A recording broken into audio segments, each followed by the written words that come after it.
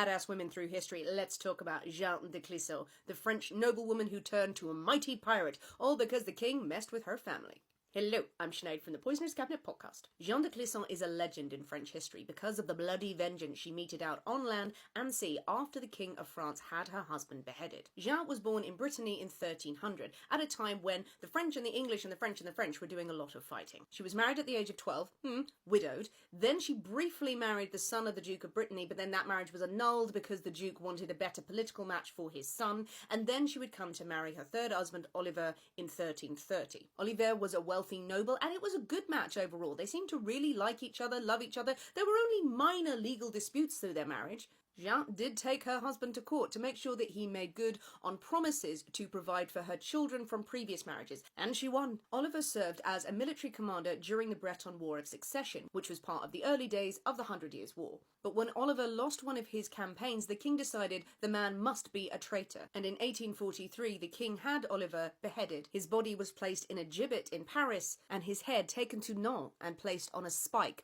above the city walls. The story goes that even while being pursued as a traitor herself, Jeanne took her two sons to Nantes and made them stand and look up at the bloated severed head of their father, and she swore bloody vengeance against the king and all of France. Jeanne reportedly sold every possession she had and whatever land she had remaining to raise an army, 400 men strong, and she began attacking French strongholds on behalf of the English. There was one example of her attacking a castle where she approached the gates solo. She waved up to the people, they said, "Oh, that's Jeanne, we know her, open the doors," and when they did, her army flooded in, they killed everyone, but she always apparently left one survivor alive to tell the story of who had defeated them. As the king's forces tried to pursue her, she took her fight to the sea. Using her own money and reportedly some money from the King of England, she created the Black Fleet, 3 former merchant ships. The hulls were painted black and the sails were dyed blood red. Soon, Jeanne was being called the Lioness of Brittany. There are stories of the fleet emerging from sea fog, attacking cargo ships to stop essential supplies reaching France. Her men would swarm the ships, they would kill the crew, take all of the cargo that they had. Any nobles on board were brought on their knees in front of Jeanne herself, and she would appear,